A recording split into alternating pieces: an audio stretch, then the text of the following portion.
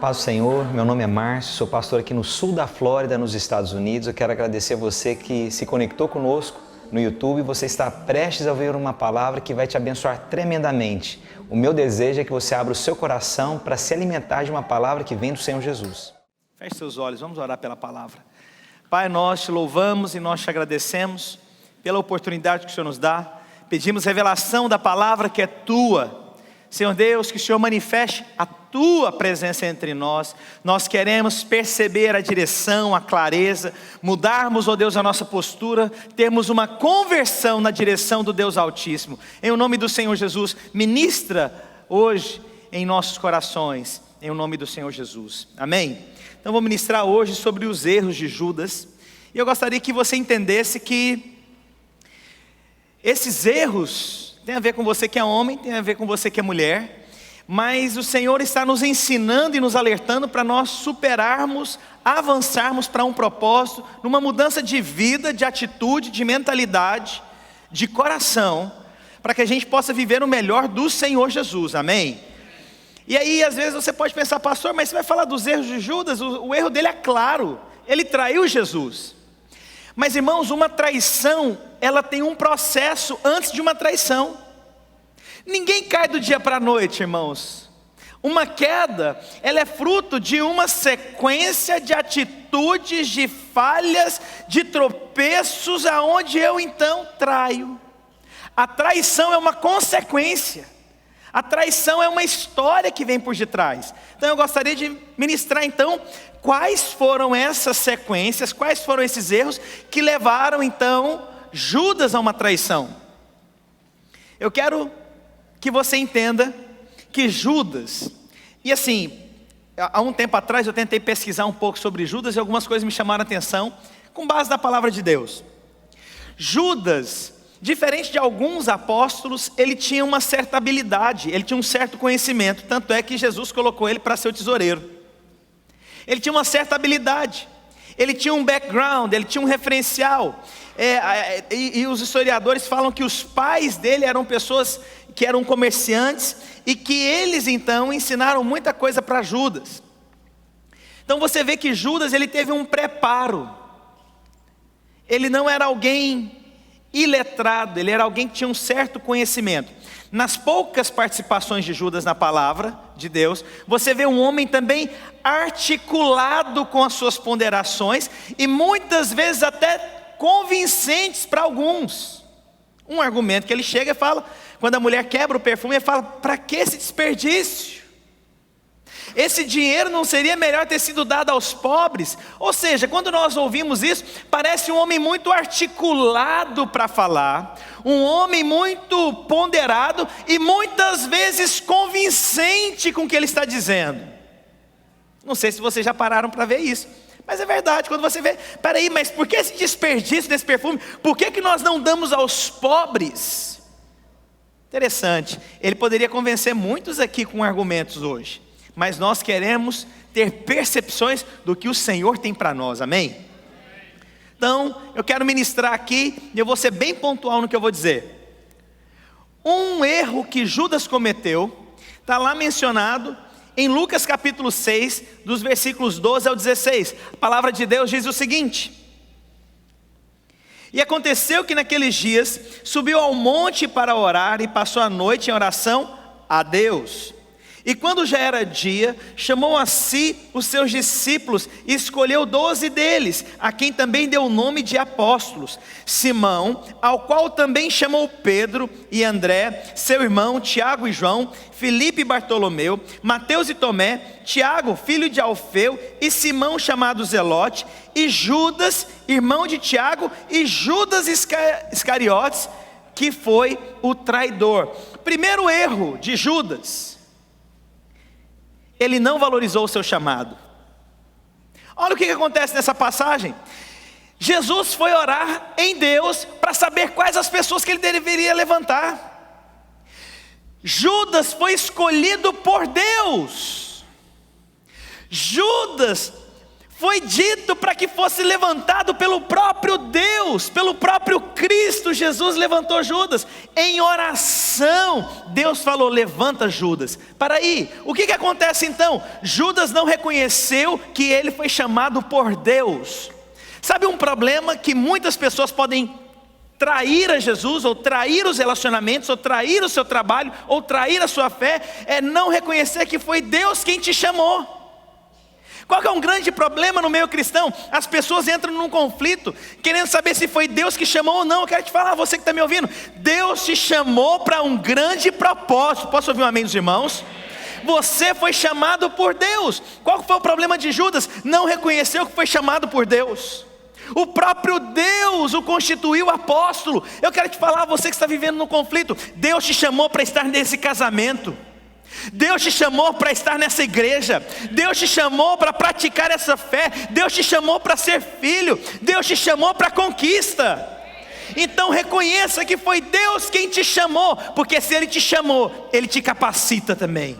Amém? Mas aí Satanás quer fazer o quê? Ele traz conflitos na nossa mente, ele traz mentiras na nossa mente do tipo: será que eu fui chamado mesmo por Deus?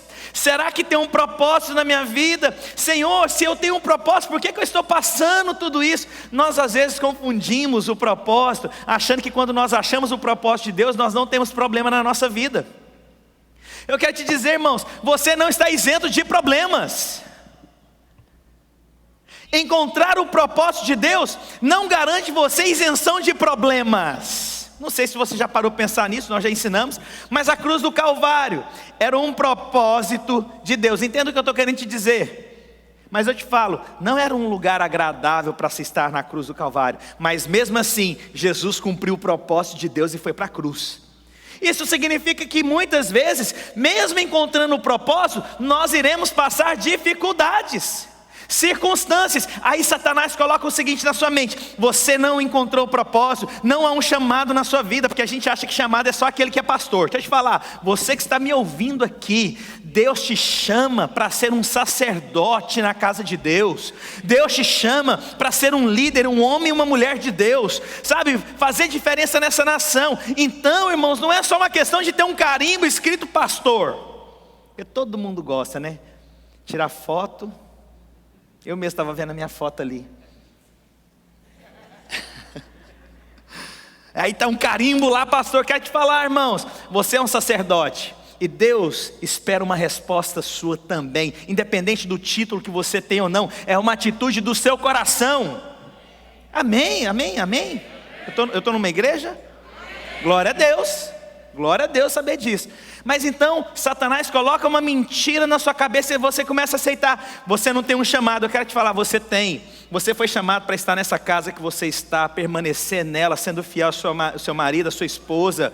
Deus te chamou para a sua família. Deus te chamou para conduzir aqueles filhos para um propósito maior. Deus te chamou para ser um líder. Deus te chamou para ser um sacerdote. Deus te chamou para ser um referencial nessa nação. Deus te chamou para você transformar essa nação em gerações.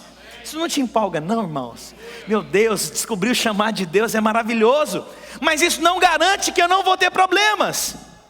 Judas foi escolhido por Jesus depois de orar a Deus, mas ele não reconheceu o seu chamado. Não reconhecer o chamado, não reconhecer o propósito, não reconhecer a comissão que você faz parte, você pode se tornar um traidor lá na frente. Dura esta palavra, é verdade ou não é? Mas é uma verdade. Reconheça que Deus te chamou em nome de Jesus, amém? Reconheça, olha para o seu vizinho, reconheça que Deus tem um propósito na sua vida, amém? Glória a Deus. Os irmãos estão comigo ainda? Eu posso pregar aqui? Glória a Deus. E é interessante a gente pregar isso justamente no Dia dos Pais aqui nos Estados Unidos. É para que você não se torne um Judas dentro da sua casa, homem de Deus. Glória a Deus. João capítulo 12, versículo 6. A palavra de Deus diz o seguinte: ora, ele disse isso, não pelo cuidado que tivesse dos pobres, mas porque era ladrão, e tinha a bolsa, e tirava o que ali se lançava. Um outro erro de Judas, ele se tornou oportunista. Oportunista é diferente de aproveitar a oportunidade. Oportunidade é de Deus. Nós aproveitamos a oportunidade para pregar a palavra de Deus, amém?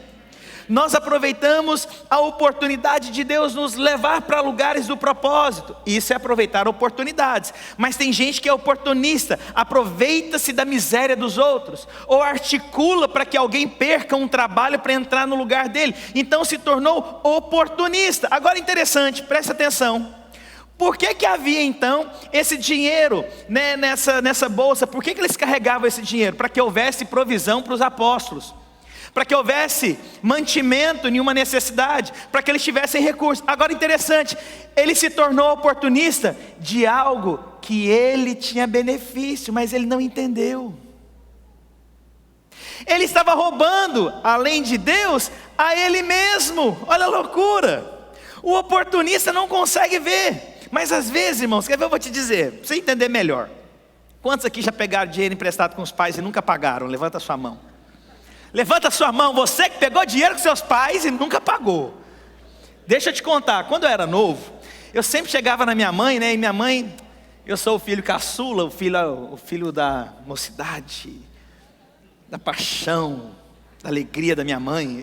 Eu sou o filho favorito dela, irmãos, eu não tenho dúvida disso não. Eu chegava, mãezinha, a hora que eu falava mãezinha, ela me dava tudo, irmãos. Mãezinha, a senhora tem R$50 para me emprestar até a semana que vem? Nunca pagava esse dinheiro, irmãos. Vou perguntar outra coisa. Quantos aqui já pegaram dinheiro emprestado sem seus pais saberem da carteira ou da bolsa deles? Levanta a mão, irmãos. Quem já fez isso? Sabe aquele dinheiro que sumiu? Fulano, você viu tal dinheiro? Não, mãe, não sei. Quanto? Quero te falar, irmãos, às vezes nós estamos sendo oportunistas de situações que Deus vai abrir portas lá para a gente. A questão é esperar o tempo oportuno das coisas. E às vezes então nós queremos passar a perna nos outros, tirar vantagem dos outros, manipular os outros. Mas entenda, no tempo certo a oportunidade virá. Mas tem gente então que quer ganhar e precipitar o tempo de Deus. Presta atenção, você está roubando o que vai ser seu um dia. Presta atenção, por que se tornar oportunista? Espere que as oportunidades de Deus virá sobre a sua vida. Amém? O que Judas estava fazendo? Ele estava roubando dinheiro que na prática serviria para ele mesmo. Não faz sentido. Esse é o oportunista. Não espera as oportunidades que Deus tem. Quero te falar, Deus tem algo para você. Espere o tempo oportuno de todas as coisas. Amém? Amém. Mas não se torne oportunista. Qual que foi o problema de Judas? Oportunista. Ninguém está vendo, eu vou tirar vantagem. Ninguém está vendo, eu vou pegar isso. Ninguém está vendo, eu vou fazer tal coisa. Presta atenção, de Deus não se zomba. Ele vê todas as coisas, irmãos. Glória a Deus. Então, será que nós não estamos muito parecidos com Judas? Outra atitude errada, um erro. Judas teve um olhar natural para as coisas. Jesus falando do reino, Jesus falando de coisas sobrenaturais, Jesus falando de coisas grandiosas, Jesus falando sobre salvação, de edificar a igreja, e Judas entendendo como se Jesus fosse construir alguma coisa natural. Quando falava de reino, ele pensava, não, então ele vai ser rei, eu vou ganhar posses, eu terei reconhecimento. Ele não tinha revelação do que Jesus estava falando. Ele estava tendo um olhar natural para as coisas. Judas tem olhar natural para as coisas, porque aquele que é espiritual discerne coisas espiritualmente, mas aquele que é natural discerne coisas naturais. Nós somos seres espirituais sobre essa terra, amém? Então nós temos discernimento espirituais. Como que você tem discernimento? Você avalia só coisas naturais ou você é alguém que tem discernimento? Eu não estou falando que você tem que ver demônio em todas as coisas não, porque tem gente que o tempo inteiro está vendo demônio. Pastor, eu vi um demônio. Eu falei, eu quero ver anjo, irmão. O povo gosta de ver demônio. Pastor, estou vendo um demônio. Eu falei, Deus, irmão do céu, amarra esse negócio. Eu quero ver anjo, irmão. Você não quer ver anjo, não? Tem gente que gosta de ver demônio, porque eu vi um negócio passando, pastor, e um vulto viu. Eu falei, Deus que me livre, amarra isso, irmão. Ora para ver anjo. Glória a Deus. O povo gosta, né? Entrevista com o diabo. O cara fica possesso, vira uma gritaria. Irmão, expulsa logo. Resolve esse negócio logo. Mas o povo quer entender. De onde que você veio? Por que você... Você é dizimista? Não. Aí, tá vendo? Tem um povo que gosta de uma teologia absurda, né? Aí acaba... Irmão, se ficou possesso, expulsa logo. Para do show. Amém? Os homens espirituais têm discernimento espiritual com as coisas. Glória a Deus. Eu não sou, irmãos, esse pastor que fica, né? Não sou. Mas hoje de manhã aconteceu algo que eu falei para minha esposa, tem algo espiritual nisso. Esses dias eu estava fazendo um churrasco lá em casa, e aí teve uma hora que eu fui fechar a porta, o anel que eu tenho da videira, todos os pastores da videira têm um anel que mostra uma aliança. E aí então, na hora que fui fechar a porta, meu anel ficou preso na porta e meu dedo quase que foi junto. Na hora, eu falei, gente, mas normal. Mas passou, cadê? Não, normal. Só que hoje, de novo, eu fui subir para tirar algo na parede, antes de vir para o culto. Aí a Gisele me chamou, eu pisei na cadeira, a cadeira virou e eu fui segurar na porta para não cair. Só que só o meu anel ficou preso de novo. E literalmente quase que eu perco o dedo hoje. Foi um corte profundo que até agora está sangrando, não parou ainda. O que você acha disso? Olha, irmãos, eu não fico procurando muita coisa não. Mas eu estou envolvido nesses dias em um tempo de muita oração. Um testemunho para os irmãos. Nós supervisionamos 30 pastores nos Estados Unidos. Mais de 30 na verdade, acho que são 36 pastores. Casados, a Gisele mês passado orou e jejuou por todos os dias pelas mulheres. Esse mês eu estou jejuando e orando por cada um dos homens. Eu estou envolvido em uma batalha espiritual. Aí então eu percebi na hora do meu espírito, isso não é algo natural, isso é espiritual. Porque justamente no mesmo dedo, o mesmo anel, existe algo que Deus vai falar com você, porque quando você é espiritual, você discerne espiritualmente. Amém? Depois os irmãos podem me perguntar, pastor, mas por quê? Depois eu explico em particular. Mas foi algo que Deus falou comigo. Não fico procurando problemas, mas eu tenho que ter discernimento. Mas Judas nunca é espiritual. Judas é só natural. Judas só olha as circunstâncias. Judas só faz avaliações naturais. Nós não somos como Judas. Nós somos seres espirituais. Você pode falar para o seu vizinho, você é um ser espiritual. Glória a Deus. Abre lá em João capítulo 18, versículo 2, por favor. Os irmãos estão conseguindo me acompanhar? Estão indo bem? Ok. E Judas, que o traía, também conhecia aquele lugar, porque Jesus muitas vezes se ajuntava ali com seus discípulos. Judas agora fala de um lugar e ele menciona algo interessante. Olha, esse lugar onde Jesus vai estar, nós já estivemos lá muitas vezes, porque nós somos seus discípulos. Interessante, Judas foi para as reuniões de discipulado com Jesus, caminhou com Jesus, ouviu Jesus, mas teve só um detalhe: ele não conheceu Jesus. Qual que é um grande perigo hoje, irmãos? É de nós nos tornarmos vacinados com o Evangelho.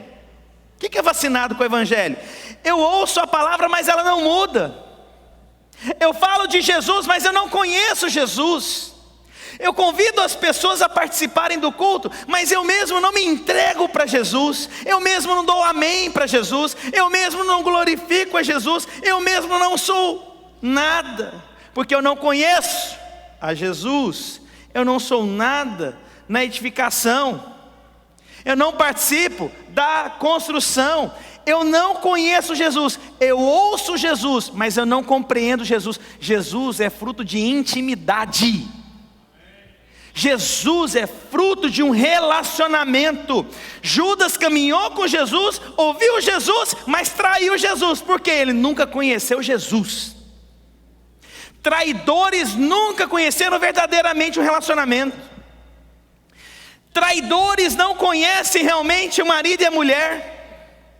Traidor não conhece realmente a sua fé. O traidor não conhece realmente o propósito da sua vida. O traidor não conhece Cristo. Quero te dizer, irmãos, um sinal de um traidor é quando ele não te conhece verdadeiramente. Porque quem conhece não vai trair. Eu conheço a minha esposa, ela me conhece. Eu fico nu diante da minha esposa, ela fica nua diante de mim, porque nós nos conhecemos, não há reservas entre eu e ela. Mas quando eu não conheço o coração da minha esposa, eu estou suscetível a uma traição. Quando ela não conhece o meu coração, ela está suscetível a uma traição. Então, irmãos, uma traição é falta de você conhecer bem um ao outro.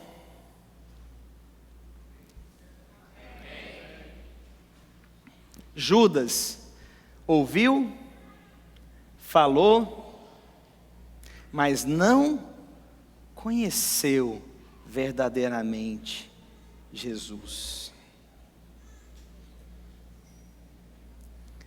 Mateus capítulo 26, versículo 25. A palavra de Deus é mencionada então nesse momento. Jesus fala que haveria um traidor que estava entre eles. E aí então, Judas fala o seguinte: porventura sou eu, Rabi? Em outras palavras, porventura sou eu, Senhor? Eu vou te falar uma outra característica de um traidor: ele é cínico. Judas sabia que ele era o traidor e ele pergunta para Jesus: por acaso sou eu, Senhor? Amantíssimo Deus, por acaso sou eu? Cala a boca, malandro, é claro que é você, você sabe que é você ainda quer fazer de cínico. Quero te falar, pessoas que têm uma tendência a trair são cínicas.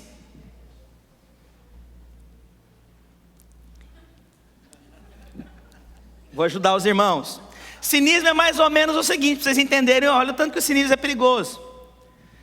Já viu quando marido e mulher vão conversar? O marido está um pouco irritado, a esposa: amor, não deixa a sandália no chão. Amor, não deixa a sandália no chão, não deixa a toalha não sei tal lugar. Aí o marido pega: tá bom assim para você? Ou vão conversar, o marido e a mulher, aí ele: mais alguma coisa? Vocês estão lembrando aí, né? Amor, você pode passar um pano na casa? Mais alguma coisa para Vossa Excelência? Vocês estão lembrando aí? Dá um outro exemplo aí, irmãos, que vocês conhecem bem. Vocês estão lembrando da casa de vocês. Eu quero te falar, o cínico tem uma tendência a se tornar traidor. Eu não posso tratar minha esposa com cinismo e nem ela me tratar com cinismo.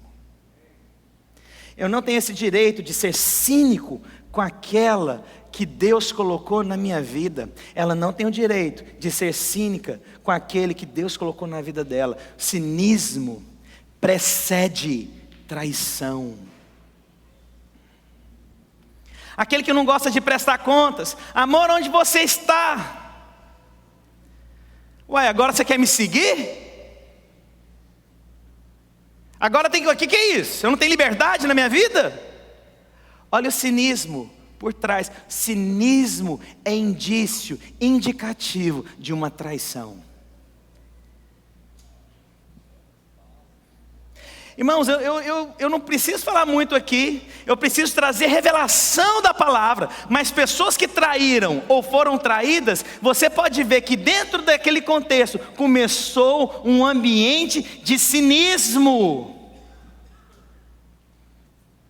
Um ar, um olhar, um gesto, uma mão, um sorriso cínico, uma atitude cínica, isso tudo precede a traição. Esse foi um dos erros de Judas. Se você olhar para a sua vida, você vai perceber que aquele momento que você fez algo errado, você começou a tornar cínico. Jesus está falando aí, irmãos? É verdade, pastor. É a palavra, irmãos. Eu não estou criando algo, eu estou ensinando a palavra. Não estou fazendo outra coisa aqui. João capítulo 12, versículo 6. É o mesmo versículo que eu usei anteriormente, mas para mencionar uma outra atitude, um outro erro de Judas. Ora, ele disse isso, não pelo cuidado que tivesse dos pobres, mas porque era ladrão e tinha bolsa e tirava o que ali se lançava. Uma outra característica, um outro erro de Judas, ele é ganancioso. Irmãos, eu quero te falar uma coisa, você querer prosperar, avançar, conquistar, é de Deus, é do Senhor Jesus. Isso é uma dádiva de Deus, experimente isso do Senhor Jesus, amém? Então, você querer avançar é do Senhor Jesus, mas tem gente que é ganancioso, nunca o que conquista é suficiente, o tempo inteiro se queixa, o tempo inteiro quer mais, o tempo inteiro quer mais, não que ele tenha uma necessidade, mas se tornou ganancioso na vida, ele não tem contentamento, ele não tem alegria, porque prosperidade não é ter muito, prosperidade é ter contentamento na vida, porque eu vou te falar, eu conheço gente que ganha um salário mínimo, mas é alegre, serve a Deus, temente ao Senhor, e eu conheço gente que ganha milhões, mas que não tem a mesma alegria do que aquele que ganha um salário mínimo. Então, alegria é uma expressão de contentamento, de êxito no Senhor Jesus. Agora, irmãos, tem gente que é ganancioso o tempo inteiro. O tempo inteiro mais um pouco, o tempo inteiro precisa. Irmãos, tem gente que o prazer é só entrar na conta bancária e ver quanto que tem na conta bancária. O prazer dessas pessoas, o tempo inteiro é contar, não, porque agora eu ganhei muito, porque semana passada eu ganhei muito. Irmãos, isso é uma característica de quem se tornou ganancioso. Quero te falar, irmãos, a prosperidade é do Senhor, amém? Mas será que você consegue perceber o limite das coisas? Eu quero, irmãos, eu quero ter condições de dar uma casa quitada para minha esposa, de dar um carro quitado para minha esposa. Quero ter condições de dar um apartamento, quando os meus filhos forem casar, para cada um deles. Essa semana, o Arthur estava me perguntando se ele podia, quando ele inteirasse 16 anos, ficar com a minha van. Falei, meu filho, só para o papai entender, por que você quer uma van? É porque eu quero ter 6 filhos. Filhote, deixa eu te contar. É desse jeito, é pai de multidões e é desde pequeno mesmo. É assim, falei, filhote, antes de você casar, você vai precisar inteirar 16 anos, ir para uma faculdade, levar seus irmãos para a escola, porque é você que vai levar, porque é você que vai ter carro, não é sua mãe, não sou, é você. Aí eu entrei na internet, falei, se fosse papai comprar hoje, eu compraria esse aqui para você. Gostei, pode ser laranja? Falei, pode ser laranja. E eu quero ter condições para isso em nome do Senhor Jesus. Isso não é querer ter uma riqueza, isso é querer ter uma prosperidade abençoadora. Agora tem gente que quer ficar milionário sem propósito nenhum. Tem gente que faz voto para Deus, porque quando eu prosperar, Senhor, eu vou entregar tudo aos teus pés. Eu vou ser dizimista, eu vou ser ofertante. Deixa eu te contar, a palavra de Deus fala é quando você tem pouco, é que você pode ser checado para ser colocado no muito. Se você não é fiel hoje nessa quebradeira horrorosa que você está passando, você não vai ser no muito, amigão. O ganancioso é assim. O ganancioso nunca tem o suficiente. O ganancioso nunca alcançou nada. Sempre tem mais, sempre tem mais. Essa é uma característica de Judas. Sempre ganancioso. Você está errado, meu irmão. Querer prosperar para um propósito é de Deus, mas a ganância pode roubar o seu coração. A ganância, irmãos, tem gente que briga por conta de R$10, $10. Tem gente que perde amizade por causa de $5. Tem gente que coisa leva para o pessoal. Não, pastor, é porque não tem. Não, imagina o cara ganhar $15 mil por mês. O que é $10 para ele, irmãos? Mas é ponto de divisão, ponto de discórdia, ponto de problema, porque o coração é ganancioso. Nós não temos o mesmo coração que Judas. Nós temos contentamento no nosso coração. Posso ouvir um glória a Deus? Amém. A palavra de Deus também diz o seguinte, lá em Mateus capítulo 26, do versículo 14 e 15, está projetando quando eu estou falando? Não, tá? Mateus capítulo 26, versículo 14 e 15, a palavra de Deus diz: então um dos 12, chamado Judas Iscariotes, foi ter com o príncipe dos sacerdotes e disse: que me quereis dar e eu vou lhe entregarei? E eles lhe pesaram 30 moedas de prata. Uma outra característica, um outro erro de Judas é se aproximar de pessoas erradas. Você sabe que, pastor, o que é uma pessoa errada? Define para mim. Irmãos, eu vou te dizer que nós às vezes, quando nós temos um ponto de vista, nós queremos procurar pessoas que concordem conosco, ao invés de procurar o que Deus fala.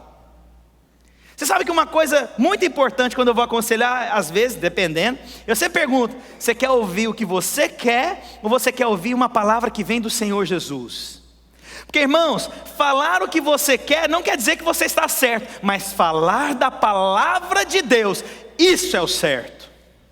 Mas as pessoas, quando elas querem que alguém concorde com ela, o que ela faz? Ela tem uma tendência a procurar pessoas erradas, ou pessoas que concordem com ela. Presta atenção, irmãos, qual foi o erro de Judas? Ao invés de ele procurar os apóstolos, procurar Jesus, colocar o coração dele, falar dos conflitos que ele estava passando, das mentiras de Satanás na sua mente, ele procurou quem? Pessoas que queriam trair Jesus. Posso mencionar algo aqui? Mencionei no culto anterior, eu acho que é bom também mencionar aqui. Isso vai mexer com muita gente, é bom que mexa mesmo. Pessoas, quando têm problemas com outras, elas às vezes não conseguem resolver, não conseguem falar. Aí o que ela faz? Ela procura pessoas que vão concordar com as suas falhas. Eu vou te falar, irmãos, isso é uma característica não só de Judas, mas do próprio Satanás. Satanás foi cair, mas ele levou consigo 1/3 dos anjos. Ele influenciou todos os demais para caírem juntos. Uma pessoa, quando vai sair da igreja, quando está chateada com o pastor, sabe o que ela tem uma tendência a fazer? Eu vou sair, mas eu vou levar um bocado de gente.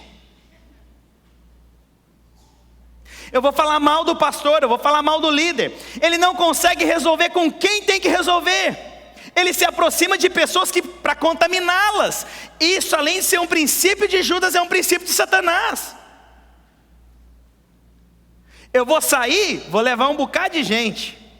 Sabe por quê? Porque isso reforça o meu sentimento. Porque isso reforça que eu estou certo na minha decisão de sair. Está vendo? Não somente eu sair, mas outras pessoas vão sair comigo, porque elas compartilham do mesmo coração que o meu. Isso é Satanás purinho. Tem que tomar a ré da Satanás. Já parou para pensar nisso? Quando uma pessoa está chateada com alguém, como é que ela faz? Ela conta para todo mundo, menos para a pessoa que ela está com problema. Ela espalha para todo mundo os problemas. Por quê? Porque ela não quer estar sozinha na escolha que ela está tomando. Presta atenção, você tem que se aproximar de Jesus quando você tiver conflito com alguém. Você tem que aproximar com pessoas que vão te falar a palavra de Deus, e não palavras que vão concordar com você, e nem você influenciá-las a um posicionamento. Boa esta palavra que eu estou pregando, mas é uma verdade. Posso contar como é que eu aprendi isso?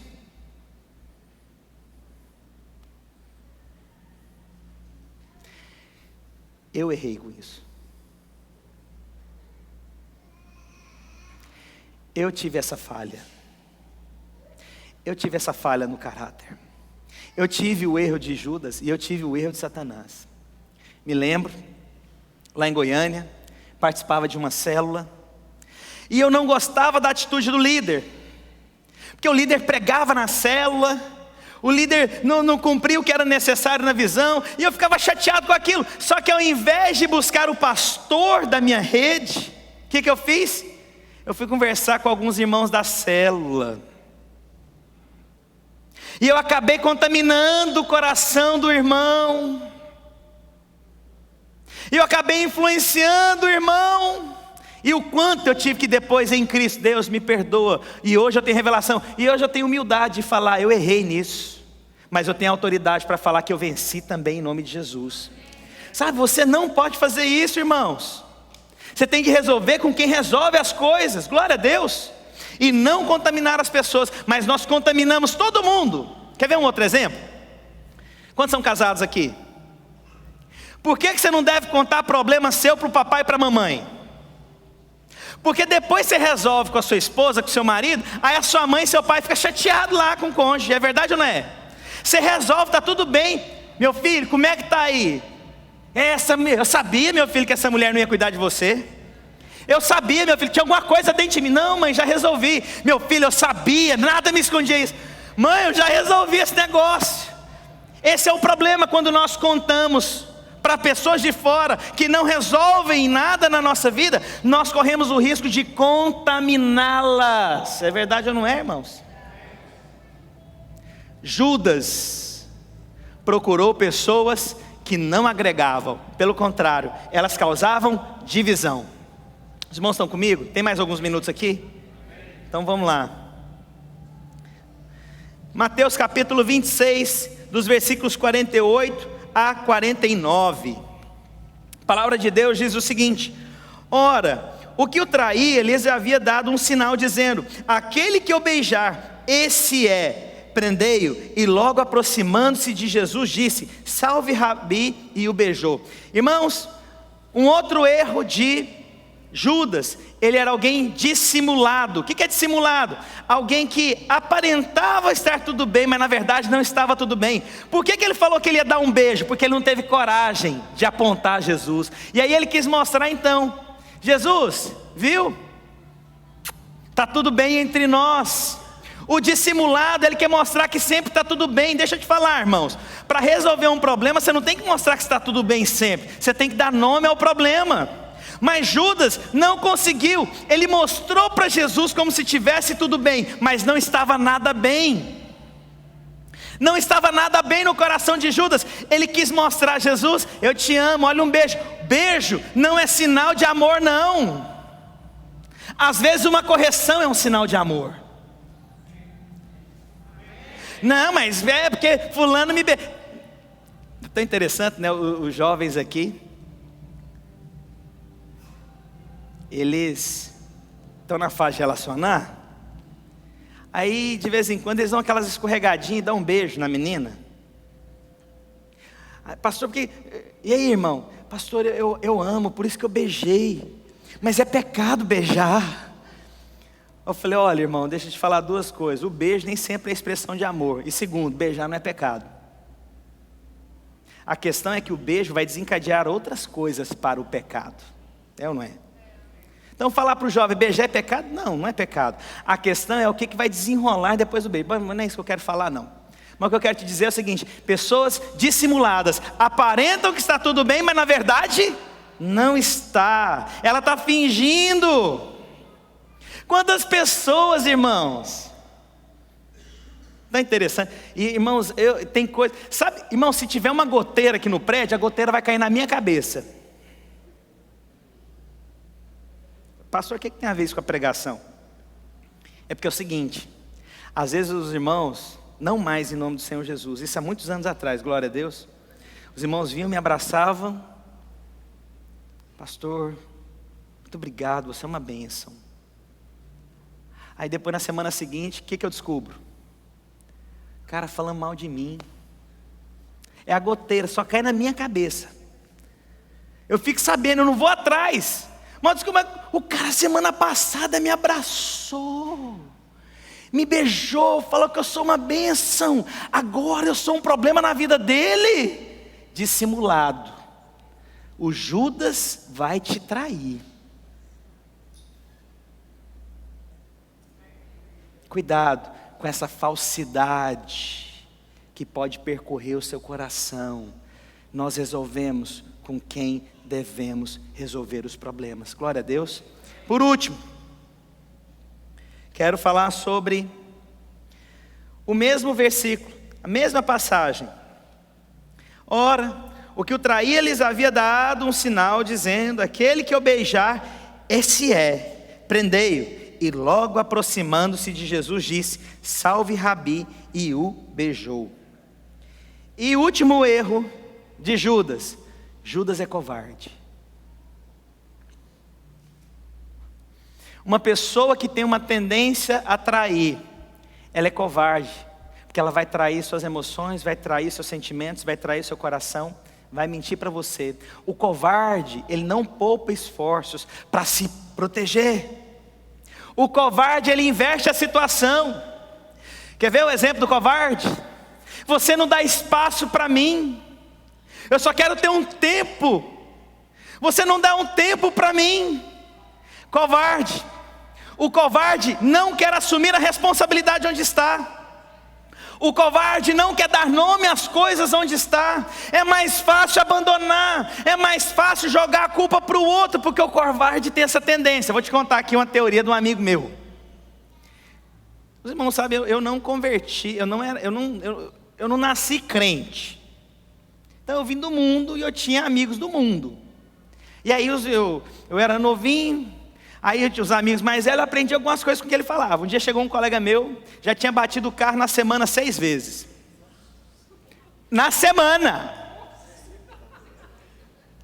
Olha os amigos que eu andava, irmãos. Irmãos, eu tinha um amigo meu, tem um amigo meu, sabe, chama refucinho, aquele negócio para queimadura. Qual que é o nome daquele? Refocina, acho que é coisa para animal, né? Refocina é o seguinte: quando você cai e rala, você bate aquilo para não ficar cicatriz. Tinha um amigo meu que usava aquilo igual desodorante. Eu saía da casa dele: Maurício, eu estou indo ali, já volto. 5 minutos depois ele tinha pegado a moto, dentro da casa dele tinha dado uma cambalhota na moto, ele está todo ralado. Eu falei: Maurício, eu não aguento mais, mano. Sabe, esses amigos meus. Aí um amigo meu chegou: ó, Márcio, é o seguinte, quando você bater o carro, o primeiro grito é que manda. Aí ele contando para mim: não, esses dias, estou andando, uma pessoa freou na frente, eu lasquei o carro atrás, porque quem bate atrás geralmente eu já saí do carro, bati a mão no capô do carro. Pá, como é que você faz isso? Eu falei: meu irmão, você bateu atrás. Eu falei: não quer saber, quem grita primeiro ganha.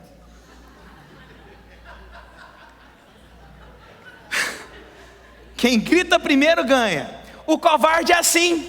O covarde vai mudando as coisas para o outro ter culpa. O covarde nunca enxerga a sua posição. O covarde vai mudando, até que o outro seja o culpado, até que o outro peça desculpa, até que o outro se submeta. Esse é o covarde. Ele quer mudar as circunstâncias, ele não assume responsabilidades. O covarde não assume o que faz. Esse é o covarde. Quero te falar, uma característica de Judas é se tornar covarde dentro de um casamento, dentro da fé, dentro da igreja. O covarde, sempre o pastor é culpado. Sempre o pastor é culpado. Eu sou culpado de pregar a palavra com autoridade, com vida e com fluir. Eu sou culpado de pregar. Tem gente que acha que eu estou pregando só para ele. Você não é importante desse tanto não, irmão. Eu não parei a semana inteira para poder pregar só para você não, amigão. Eu tenho 1000 pessoas para pregar. Eu não entrei no seu Facebook para poder ler lá tudo que você precisava ouvir de mim, não. Se Deus está falando, porque você é importante para Jesus. Amém? Mas o covarde sai achando o quê? Pastor está me mandando recado. Esse pastor não gosta de mim. Irmãos, eu tenho mais o que fazer, o Coca-Cola do deserto. Eu tenho outra coisa para fazer, eu tenho família para cuidar, eu tenho que orar, eu tenho que jejuar. Então se Jesus está falando com você, é Jesus, não sou eu que estou mandando recado, não. Ô covarde, covarde para falar dos outros. O covarde é o seguinte, o covarde ele está numa reunião, ele fala de tudo dos outros. Aí quando outra pessoa chega, ele finge que não tem nada a ver com aquilo. Ó, fulano, mas não comenta nada não, eu quero guardar a minha vida. Ô fofoqueiro, você é covarde. O covarde faz isso. O covarde se esconde de princípios, parece que espirituais, né? Olha, mas não comenta nada não, pastor, porque eu não quero ter problemas comigo. Mas eu falei, irmão, resolve com fulano, vai lá e fala. Não, esse é o covarde. O covarde, ele fala mal dos outros e não dá nem oportunidade para a pessoa se defender. Isso é covarde. O covarde, então ele finge que está tudo bem, porque ele não quer demonstrar realmente o quão covarde ele é. Irmão, sabe uma coisa? Eu não consigo. Se eu estou com um problema com alguém, eu não consigo, irmãos, descansar. Eu tenho que ir na pessoa. Falei, irmã, está acontecendo algo? Irmãos, me consome. Se você quer saber, pastor, qual que é a coisa que mais te desgasta? Coisas mal resolvidas entre eu e um irmão. Quando eu descubro que alguém falou de mim, irmãos, eu tenho que resolver. Eu não consigo. Os pastores que às vezes, não, pastor, deixa que a gente vai resolver, a gente vai conversar. Irmão, mas dentro de mim, por quê? Porque eu gosto de resolver as coisas, porque é assim que a Bíblia diz. Tem alguma coisa contra o teu irmão? Vai até ele, resolve. Mas o covarde não. Covarde, beija, está tudo bem. O covarde não assume as coisas. Esse é o covarde. Quero dizer em nome do Senhor Jesus, infelizmente, irmãos, não é a título de acusação, porque eu me incluo nisso. Nós vivemos um ambiente, parece que nos Estados Unidos, principalmente, que é aqui que eu vivo, é aqui que eu tenho minhas ovelhas, tornou-se comum Judas nos relacionamentos, onde é fácil condenar, onde as pessoas se aproximam de pessoas erradas, onde as pessoas não têm convicção do seu chamado, onde são gananciosos, onde são dissimulados. Parece que se tornou comum. Eu quero te falar em nome do Senhor Jesus Cristo, não pode ser entre nós. Nós somos a igreja do Senhor, nós somos a noiva do Senhor Jesus. Nós somos a noiva. Os nossos casamentos têm que expressar Jesus. A criação dos nossos filhos, nós temos que expressar Jesus para os nossos filhos. Entre nós temos que expressar Jesus. Lá fora temos que expressar Jesus. Jesus. Nós somos sal da terra. Nós somos diferentes, irmãos. Eu estou falando aqui com toda humildade no meu coração. Quantas vezes eu me pego tendo que corrigir a rota para eu não me tornar Judas. Vir aqui em cima e pregar para os irmãos é fácil. Difícil é eu falar publicamente que eu me incluo e que Jesus está falando comigo. Isso é difícil, irmãos. Porque as pessoas têm uma expectativa que o pastor é perfeito. Não sou. Mas vocês podem falar para todo mundo, meu pastor realmente não é perfeito. Mas ele expressa Jesus.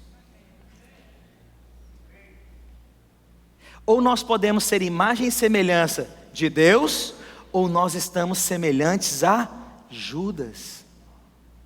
Ou nós expressamos Jesus, ou nós expressamos a Judas. Quantos querem expressar Jesus aqui? Gostaria que o pessoal do louvor viesse aqui à frente. Quero agradecer você que ficou conectado conosco até agora. Tenho certeza que você foi ricamente abençoado. Se você quer entrar em contato conosco, você pode entrar pelo site www.videiraflorida.com ou mandar um e-mail para nós no videiraflorida@gmail.com. Fica na paz do Senhor Jesus.